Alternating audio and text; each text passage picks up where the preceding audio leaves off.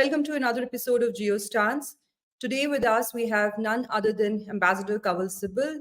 He's the former Foreign Secretary of India and has also been India's ambassador to many important countries, including France, Turkey, Egypt, and Russia. He's had a distinguished career in foreign relations, and today we will talk to him about various topics which could be concerning us at this point and otherwise. Thank you so much for joining the show today, sir. My pleasure. So we'll start with the Western media's reaction towards Indian elections. If we were to go by the Western media reports, some of the analysts in the West are suggesting that this could be the most one-sided election ever in India's history. Some are saying that this has to be the last democratic election in India. And some are saying that if at all Modi wins with absolute majority, this will be a fixed show. My question to you is, if everything is fixed, why do we need to spend so much money to do an election? Because we don't have to please anybody. If we were to go by America's history, they have a history of rolling out red carpets for people like Asim Munir. They have a history of dealing with dictators. We got nobody to please. So why are we going for an election when everything's fixed already? We don't have to take these fellows seriously. These elections are for the people of India, and it's for the people of India to decide. And it's not as if it is a cakewalk for the BJP and Modi. They have had to electioneer in a very, very serious and consistent way. A lot of energy has been put in by the Prime Minister himself, because let's not forget that there are very major states in which the BJP is not ruling. So it's not as if they are ruling all over the country. And because of that fact, if an election was to be held, since the states are already in their grip, then it will be a walkover. But it's not the case at all. And if they have to achieve the target they have set for themselves, which seems ambitious, then they have to actually win votes, seats which they haven't won in the past significantly in West Bengal, in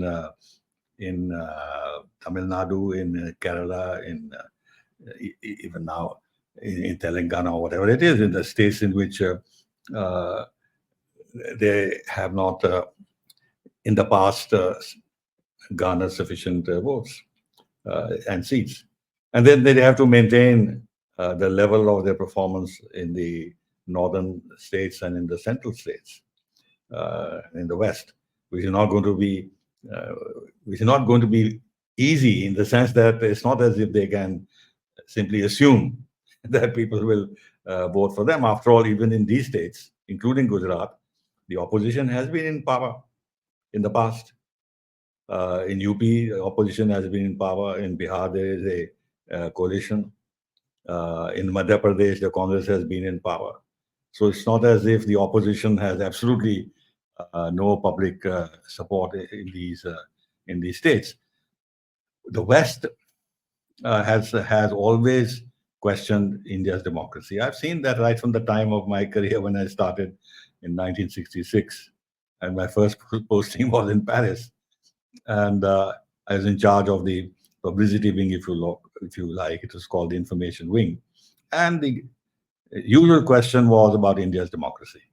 They were not convinced that India, with all its internal problems and poverty and illiteracy, could actually survive as a democracy. And then when Nehru died, there was a big question. In fact, even before Nehru died, after Nehru, what? And then there were coalition governments when India was not taken very seriously abroad, because there was a certain degree of drift in our foreign policy. Now, the point is, I mentioned another fact which is very relevant in all this. They have not attached much value to Indian democracy, frankly. Because if that was the case, why did they right from the start support Pakistan and kept supporting Pakistan, kept supporting military dictatorships in Pakistan against us, forced us, pressured us, the UK and the US, to make concessions to Pakistan on Kashmir, even blamed us in 1965 for starting the war.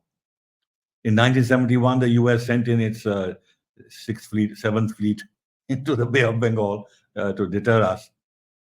They helped United States and China together help Pakistan to become nuclear. Or look at China. They had a democratic alternative in India, but they didn't pay any value, gave any particular value to India as a democracy.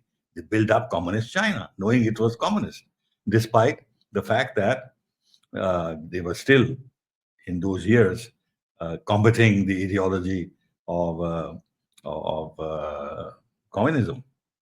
Uh, so when one comes to national interest, uh, these countries have not given us any particular leeway, credit, or space uh, because we are a democracy. It's a different matter that today we are growing, we are rising, we are becoming more valuable as an economic partner. They have now serious problems with China. The bet that they have made in China has not worked out the way they wanted. So India has become important, and then they are using the the argument of India's largest democracy. We are two democracies, and this and that, to build this relationship. It suits us. It suits us. We can also talk about we being a democracy and this being a binding factor, that this breeds trust between the two countries. When we talk about trustworthy and resilient supply chains, we use the argument, if you're working with a democracy, then you won't have the same experience as with China. But, but these are arguments, all right, but the reality is they didn't think in these terms at all when they were building up China.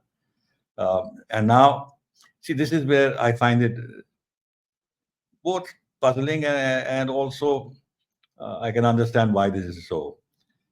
That at the political level, they still want to maintain some kind of a discourse respecting our democracy, though not entirely so, because after all, the US and the Britain and all, US in particular, make a lot of comments about our democracy officially. Their annual reports on human rights and everything else, they castigate us. Recently, you've seen statements by the State Department, uh, as well as the Germans, about Kejriwal, about some accounts of the Congress Party having been blocked, and how this might affect elections, and asking for a free and transparent transparent trial of Kejriwal, which suggests that they don't have full faith in our judiciary, and we have reacted to it. But their press, which is not bound by diplomacy or the discretion that is required when you are conducting state-to-state relations, they say all kinds of nonsense.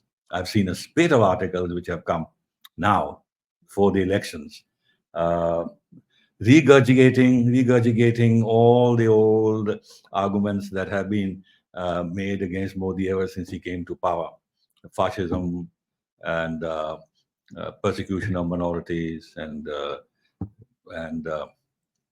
CAA and the National Register of Citizens, the Hindutva and authoritarianism, and everything else.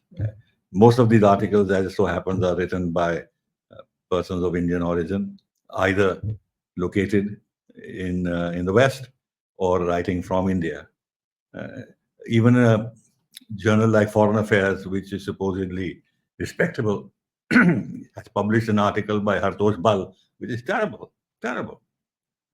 And there is this FTR, Financial Times article, which by John Reed and all, whoever, I don't know who the journalist was. Again, extremely negative. The Guardian article, in Le Monde, the article is written in Le Monde. All these sing the same tune. All of them sing the same tune. This is crass interference in our internal relations, in our internal politics. These countries are very sensitive about interference in their internal affairs, electoral affairs. But both officially, though at a relatively more discreet level, and of course, in terms of the media and the academic world and the think tanks, very openly, they are trying to interfere in our domestic politics. And to the extent that it is possible, they're trying to influence the voters to vote in a particular direction by drawing very dramatic scenarios about what will happen if Modi wins again, some of which you mentioned just now, that it will be the last election and what have you. The Ramachandra Guha has written a terrible article I've seen in one of the Western journals. The foreign policy, which is the editor is a person of Indian origin, they have written a full piece on on India. There's a campaign, and this campaign is being promoted by certain lobbies, both abroad and in India. They are promoting the viewpoint of the opposition. Uh, Whether there is some merit in it or not some merit in it is a different question. But they are promoting the narrative of the opposition. This is interference in our internal affairs. But I don't think at the end of the day, this is going to be very material or important. The Indian voter is going to decide to vote on the basis of Modi's record, uh, what they think of his performance, the vision he has of India, the promises that he is making to achieve that Hmm. vision, really, uh, what the improvement that they may see in their lives already. The women are apparently very favorably inclined to him because of the various policies, measures that he has taken to improve their lives, to make their lives much easier. He's tried to uh, woo the youth uh, by building up aspirations Hmm. that go in for startups, go in for innovation, Hmm. use your imagination, build up India of the future, opening out space to the private sector. Um, the defense also, but that's a different matter. That's an economic decision. Even defense has been open to the private sector. He's carved out a vision for the country, which he wants to achieve. 2047, India will be a developed country. It's a long way off. But nevertheless, the language and the discourse is not what it used to be in the past. We are a poor country. We depend on aid from the World Bank. We want more aid. It's as if they have an obligation to support us because of our poverty levels and this and that. Now the discourse is very different. It's very self-confident that India is a growing market. Come here. We'll make it easy for you. Invest here. It's good for you. It's good for us. We are the fastest growing large economy in the world. IMF, well, everybody accepts by 2027, 2030, we'll be the third largest economy. We have vision of becoming a $35 trillion economy by 2047. Uh, People are not scoffing at this. That's an important thing. It's not as if anybody is saying, I've not seen articles saying, oh, you're getting too big for your boots, thinking you're going to become a $35 trillion economy, second largest economy in the world, poo-pooing that and saying, what kind of dream world are you looking? No, they're not challenging that. I, at the back of their mind, they realize that India and its capabilities, human potential, the way it is rising, its leadership, its civilizational foundations, uh, will enable India to reach new heights. It may not be what we are expecting. Uh, Certainly, it will be impressive. Right, right. What is Western definition of a legit election? We have six national parties, 57 state parties, and over 2,500 or 2,000 parties, which may not be as recognized as other parties. America has two, right? The people hardly have a choice there. Also, talking about Islamophobia, that the West is constantly talking about. There is Hindutva, and then the Muslims are being persecuted in India. When we talk about the US's role in aiding Israel, which is right now committing mass killings in Gaza, and also of people who may or may not be involved with Hamas, America is increasingly facing heat because of that. That how can you not take the lead in putting a ceasefire to this entire situation, because there's been so much human loss. What legitimacy does the US have in raking up these sentiments vis-a-vis India when their own legitimacy is in they don't really have that credibility anymore to raise questions on Islamophobia, on, yeah, You're right. But the point is that, when you are the cock of the walk and when you are the preeminent power, uh, you can do what you like. And what are the others going to do? They're not going to sanction you. And how will they develop a narrative against you? Because the narrative, international narrative, is controlled by the West, which is why, for example, we take note of what is written in the Economist or the New York Times or the Washington Post. It gets immediately reproduced in our press, in our mainstream press. There's a debate on what they say. But let's say if the Hindustan Times or the Times of India wrote an editorial on some of this posturing of the United States, do you think that anybody in America will take notice that the New York Times or Washington Post will publish that and yeah, say, look what the world is thinking about you, therefore please change your policies, your image is being tarnished? No, they couldn't care less. yeah. They'll ignore all this. Uh, that is one aspect. The other is with regard to uh, Islamophobia or persecution of Muslims and this and that, which is a country which has actually uh, killed Muslims by the hundreds of thousands or what have you in recent years. Uh, After all, if there are some cases of lynchings which are unfortunate, if there are 10, 15, 20 cases in a country of 1.4 billion people, And two-sided, then sir, two-sided, not one-sided. maybe let's assume for a moment that there are a few cases like that in a country of 1.4 billion. But what about the number of Muslims that have been killed in Iraq, in Libya, in Syria, uh, Afghanistan. in Afghanistan? And uh, if you look at the numbers, they're terrible. And in terms of promoting instability in the Islamic world uh, because of this democracy thing, this whole Arab Spring business, which led to regime changes and everything else, uh, which caused a lot of instability in society, in these Mm. societies. And now, of course, what's happening in Gaza. Uh, they're still arming Israel, and they are virtually not taking cognizance of what is happening on the ground. They may be embarrassed by it, but there are larger uh, state interests, electoral interests that are involved, which prevents the Americans and the Biden administration to do what is necessary in terms of stopping what is happening with the ICJ as characterized as a sort of a genocide.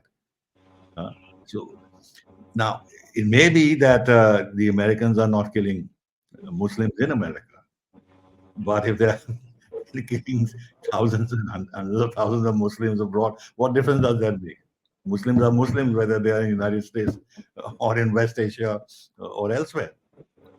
So this kind of double discourse, double standards, double speak, this incapacity to introspect about their own deficiencies and giving moral lectures to others is unfortunate. But at the end of the day, this is power politics. The strong will try and lecture the weak. The weak can only complain. So there it is. That is uh, the second thing. The third is that, of course, they do raise the question of Uyghurs and this and that, how China deals with its Muslims. I mean, this thing about the Babri Masjid is raised again and again in these articles. I saw an article which is so how should I say, disgusting, mocking the Ram temple as some garish kind of a thing that has been built on a on a mosque that was demolished by the Hindutva brigades. One chap has written this article in the Western Right. press. But look at the number of mosques that have been destroyed by the Chinese in their own country, where they've actually insisted that the Muslim mosques, Islamic mosques, should not have an Islamic character, getting rid of the minarets apart from destroying so many of them. The Muslim world itself has not bothered much about it. But what have the Americans done?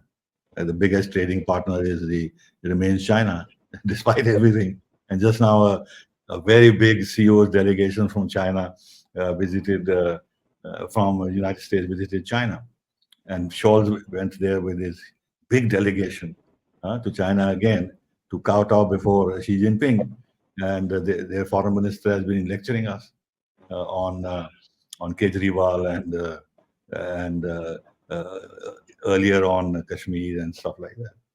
Hmm. So there's a lot of hypocrisy in the West, but this is the real world. You have to live in it, and you can't make this as a centerpiece of your diplomacy. Hmm. Uh, you have to see what the broad range of your interests are, and see where these things fit in, uh, and then go ahead with the effort to extract the maximum from the relationship that you have with the West, which we are trying to do, and push back when they exceed certain lines, as they've been doing, but accept that as a kind of a reality that we have to live with, because they do it with everybody. Hmm. Hmm. Right, right. What are some of the challenges that the new government may face if Prime Minister Modi was to come back with an absolute majority? And in case he doesn't get absolute, he does get a mandate, but not as consolidated or as big, then what happens? Well, if he gets a single party majority, which I hope he would, then I think, as he has said, what he has done in the previous 10 years was a bit of a trailer, and he's going to implement a new set of policies, especially reforms and everything else, and move forward very fast. I hope that happens, because if you see the trend lines of what he's been trying to do, it's all very positive. I don't see anything negative in his agenda at all. Uh, I'll come to the question of Muslims a little bit later. Now, if he doesn't get a single party majority and has to have some sort of coalition government, that'll be a big setback. Then he'll have to compromise. Everything will get slowed down. Uh, so the vision he has and the timelines he may have in mind, they may not materialize the way he would have wanted, which will be a pity. So in that sense, this Amrit Kal vision that he has, the next 25 years, are absolutely crucial for India. Uh, that vision will get blurred, unfortunately. Therefore, one hopes that he does not that he gets a single party majority, which will be entirely to the benefit of the country. Now, with regard to the Muslims, a little bit, if maybe a certain percentage of Muslims are still voting for the BJP because some of the welfare schemes and reforms that he has introduced, the triple talaq and everything else. But if the Muslim community uh, takes the view that we're not going to vote for BJP because it's a Hindu party, then what is the obligation of the Hindu party with which the Muslims don't relate to and fundamentally want to oppose them? Then this criticism that they don't have a Muslim candidate, a Muslim this and Muslim that, I mean, why should they have one? Either the Muslim community starts uh, changes his thinking about the BJP based on the BJP's development agenda. Uh, and in fact, if they were to support the BJP more and more, then some of the concerns that they have about the direction of Modi's policies would be addressed much better. But if they don't want to be part of that process and still want to stick to an old vision of India's partition and conservatism and resisting uh, the changes that are taking place in India, which are naturally in a country which is 80% Hindu. It has to happen. Uh, then they are willingly marginalizing themselves, which is unfortunate, because in fact our overall progress will be delayed if a sizable percentage of our population is not part of the national endeavor. They should be part of the national endeavor.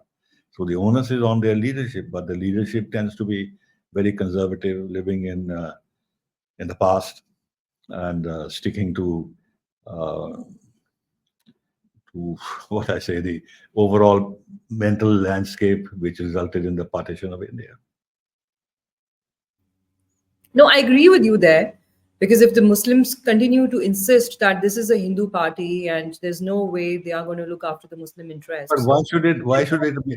Why should it not be Hindu party? After all, if the 80% of the people of this country are Hindus, then what's wrong with being a Hindu party? There's a Christian Democratic Party in Germany also, and Even in in even in the America, US, in America, there are these Christian fundamentalists, including the speaker, current speaker. He's supporting Israel because of the fact that he has a messianic vision. He said that publicly. I've seen that there, because of their messianic vision, the Christians to support Israel. So each country will reflect in its own way. Uh, you know, it's the composition, religious composition, or other forms of composition of its polity. So there's nothing wrong with being a Hindu party, so long as the constitution is observed and everybody's right as citizens, equal citizens, is respected. There's nothing wrong with it. no, you're right. You're right. In the US, they actually make you declare if you believe in two genders and what are your views about God, if you believe in one God. I mean, there's so much religiosity when it comes to their elections.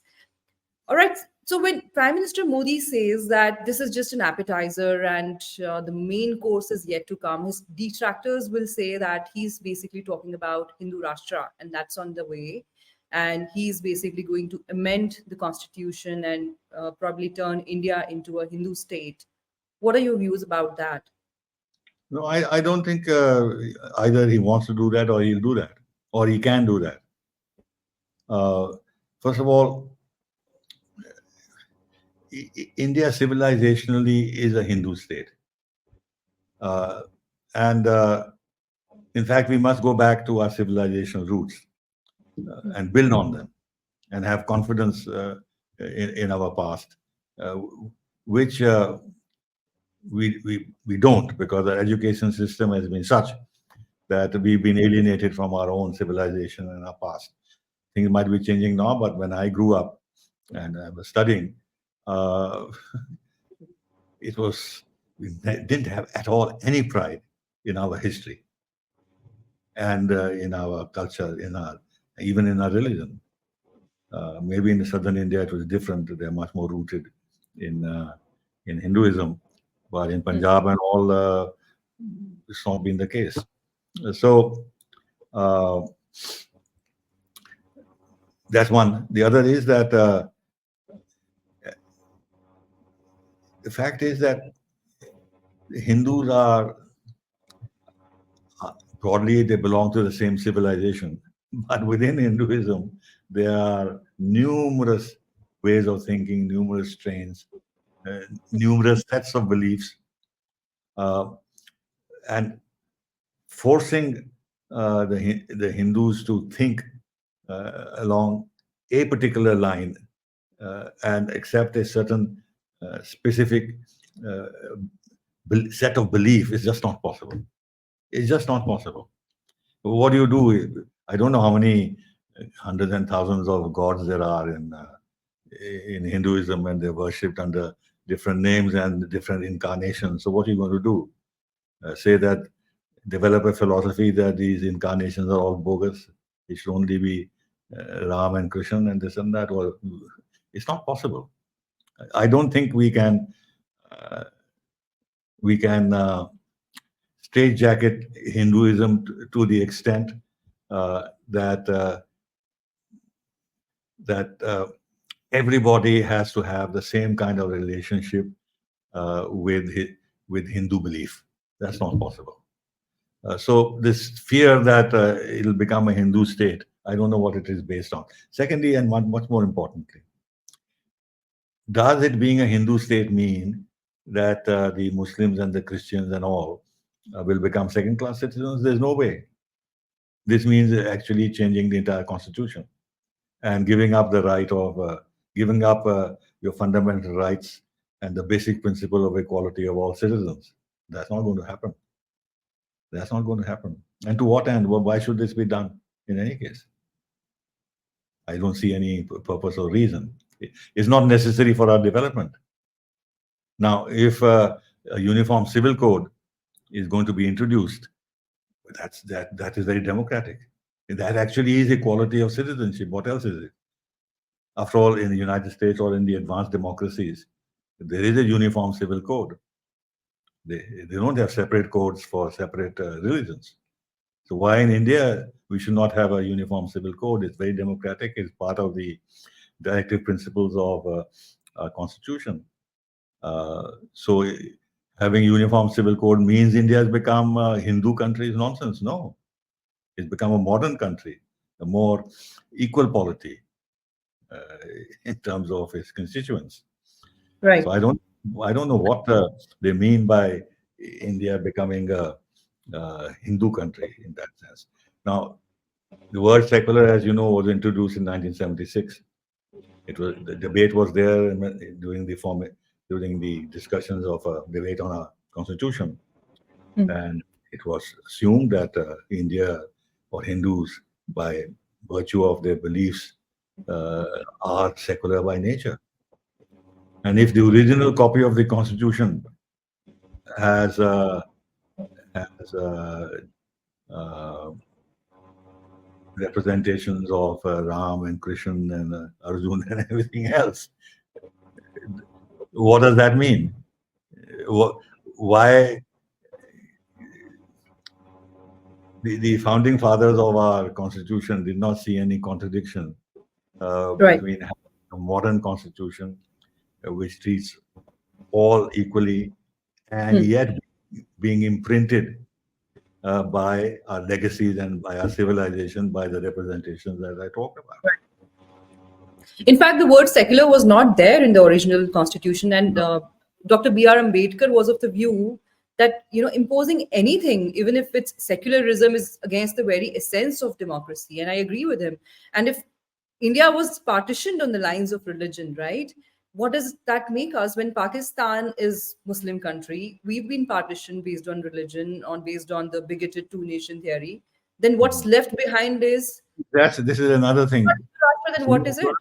This is another thing that this so-called Western democratic world has absolutely no problem with countries which declare themselves as Islamic Republic. Do they have any problem? No. So Do we therefore, have a problem? if tomorrow India declared itself as a Hindu republic, then what's their problem? Why What are is they this? so What why are is they it? so Which state? why are they so anti-Hindu? It's Hinduphobia. If they can live peacefully with Islamic republics everywhere, so what's their problem with us? Or with India declaring itself a Hindu republic, which we won't. But in principle, what's the problem? Why? The problem is that Hinduism is a non-Abrahamic religion. So they just don't relate to it. They don't think modern religion has to be monotheistic. And all these gods and everything else and rituals and everything else, they find them very alien. And in a world which is dominated by either uh, Christianity or Islam, Buddhism they don't have problem with, because Buddhism also sheds many of the rituals and everything else that Hinduism has. So Buddhism, they intellectually are willing to accept, but when it comes to Hinduism, they find it very alien to accept. So there's a lot of prejudice Right. against Hindus, uh, and it's one of the only indigenous idol idol worshipping religion that has been left. The Greek religion was destroyed. The Roman sets of beliefs were totally destroyed. And Christianity was imposed on them. So in India, they haven't succeeded. So maybe subconsciously and even consciously in certain circles, missionary circles and this and that, they've not made peace with Hinduism. Therefore, the idea of a Hindu India disturbs them, I think. Hmm. Hmm. Hmm. Let's shift to Pakistan now. The US has sanctioned four companies, three Chinese, one from Belarus, for providing missile applicable materials or items to Pakistan. They say that Pakistan is now gearing up to build long range ballistic missiles. My question to you is, why has the US suddenly woken up to this reality now? Because Pakistan has had missiles forever now. Some of these missiles cover entire India. But they wake up now. Is it because they realize that now Israel could also be in Pakistan's range? No, I think this is cosmetic. Uh, I remember when I was in Washington, uh, there was a huge pressure on us to wrap up our missile program because their argument was that it will disturb the strategic balance in Pakistan. Now, I know personally also I did that. We are bringing to their attention about the transfer of Chinese missile technology to Pakistan. We were bringing to their attention that there was an exchange after Benazir Bhutto visited North Korea.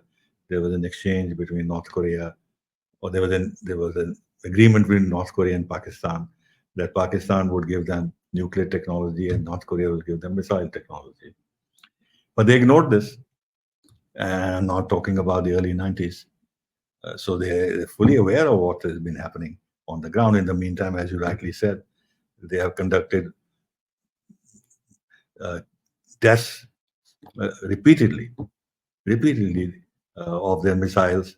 They claim they have also had a test of MIRV missiles with MIRV capabilities and all that, cruise missiles, everything else, short range cruise missiles which can carry nuclear warheads. They say they have that also. The Americans know this. They know about the Chinese connection with Pakistan since decades. So what does this mean? Sanctioning three uh, Chinese companies and one Belarus company. Uh, I don't think this is serious. Uh, I think I don't know what they have in mind. Maybe it's a kind of a slight rap on their knuckles, since they're now going to the IMF for bank loan for another loan and everything else. Pakistan needs America's goodwill. So uh, this is some kind of a little warning signal. I don't know what the what the background of this is. I can't see them sharing missile technology with Iran, something that would worry the Americans if this was so, because they're hitting each other, bombing each other, Iran and Pakistan lately. Uh, no, I really don't know how serious this is. To me, it seems just cosmetic. But who funds these missile programs? Pakistan says that it is struggling to provide for its citizens. It can't even provide for their basic necessities. It's going to the IMF. Their last program is ending in the towards the end of April, and then they want $6 to $8 billion in the next program. They're asking IMF to go for a long-term program with them. How do they get all this money to maintain their nuclear weapons and also build more nuclear weapons? Who funds these programs? Well, clearly, the Pakistani armed forces are hogging a very substantial part of their national budget, despite the economic problems they are facing. And there has been a debate when Pakistan has been in trouble and still is in trouble, that there should be some cuts that the uh, Pakistani armed forces should accept in terms of their budget. But this has been resisted. The usual argument is we are threatened by India, and therefore we can't afford to lower down our defenses. And when India has been testing some of these new missiles, Pakistan uh, doesn't want to be left behind in the race. So there is this, to my mind, a very serious dysfunctionality in Pakistan, where because of this uh, threat that they've created from India to justify the the role and the privileges of the armed services, so their budget is not touched, and therefore they keep on financing these missiles and everything else. They're selling arms also. In fact, they had more export of arms than we had. We are a bit late in the game. But to your earlier point, something that just struck me while I was talking, that Blinken has been saying that China has been supplying military technology to Russia. Now, maybe they are not at this stage willing to sanction Chinese companies for sale of military material to Russia.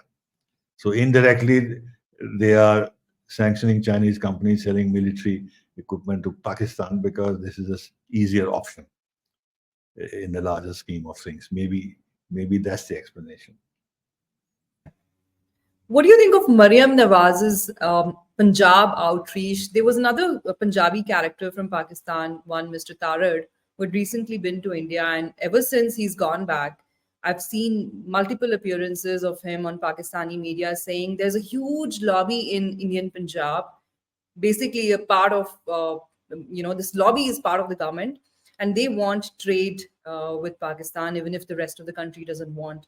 Why is there a more pronounced focus on Punjab suddenly? The new chief minister is also going to Nankana Sahib, going there, hugging people. And one important aspect that I noticed when they put these videos, right? So we have this Ik Omkar, this whole bhajan in Sikhism, right?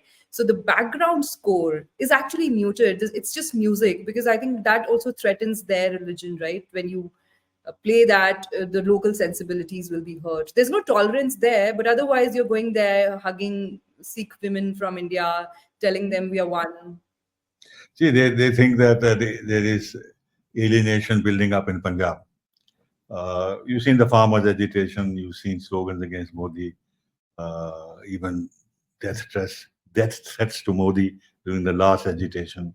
Uh, so they're trying to capitalize on that mood to deepen that sense of alienation and boost the separatist sentiment, the Jat Sikh sentiment, which has some grouses of their own. Punjab, uh, is under AAP, and what that means. Uh, so making these gestures of that Mariam Sharif made is actually playing to the gallery and sending the message that we are your friends, we can work together. Uh, in other words, uh, creating fissures between the government of India and sections of the Sikhs in the Punjab, which then is linked to the pro-Khalistan lobby. This is also intended to boost the pro-Khalistani lobby abroad. Uh, it is, they have been harboring, and they do harbor Sikh extremists in Lahore, in Pakistan. So policy, uh, their politics is known. So basically, they know that there is a problem in Punjab. There is, as I mentioned, sense of political alienation, and let's capitalize on them to say that we are your friend. That is one. The other is that they want to bring pressure on the government of India uh, to open up trade with Pakistan. Uh, you know, their finance minister talked about the need for Pakistan to trade with India because of the economic difficulties they are facing. Uh, and on this side, they are trying to uh, build a lobby for that. I saw an article in the Hindu a few days ago big article. And what was it on? That people who were actually at the border, porters and everybody else, because of the trade, they had their livelihood was dependent on that. But that has finished. As if India's foreign policy towards Pakistan should be based upon the effect that the closure of trade has had on porters at the Wagah border. I mean, it's gone to that ridiculous extent. Uh, but this is it, to try to, and then there are the articles. I've seen editorials even recently in our mainstream papers that we should at least have an open mind on renewing contacts, engagement with Pakistan, and trade might be a good way to start. So they are manipulating our public opinion, not only in Punjab, but also in those lobbies that favor a renewal of some kind of an engagement with Pakistan. So it's all very insidious. It's all very mischievous. And one shouldn't take it at face value at all. Hmm. Yeah, yeah. They're also trying to rake up this whole sentiment against the Hindi heartland. I also saw some of these political commentators saying that now the southern film industry is opening doors for Pakistani artists, even though the Bollywood will not accommodate them anymore, because the southern part of India is not anti-Pakistan. They have nothing to do with this divisive politics. It's just North Indians who are, after Pakistan. To South Pakistan doesn't matter. So they do understand these sensibilities, because the South doesn't share border with Pakistan, right? So they've not been bled by Pakistan the way we've been bled, those of us from Punjab or from Jammu and Kashmir. So they're really trying to exploit, any fault lines that they may see, and also undermine the government of India's policy when it comes to trade with Pakistan. That's all from my side, sir. Do you have any concluding remarks? Sorry? No, in That's all concluding, from my side. Yeah. Do you have any concluding remarks? no, not really, except for a couple of things. One is that uh, reiterate my hope that these elections are a big success for BJP and for Prime Minister Modi. There's a lot of insidious uh, propaganda that is being made that the low turnout means that there is no Modi wave, and therefore the expectations that that the BJP and Modi had about the number of seats they would win is not going to be belied.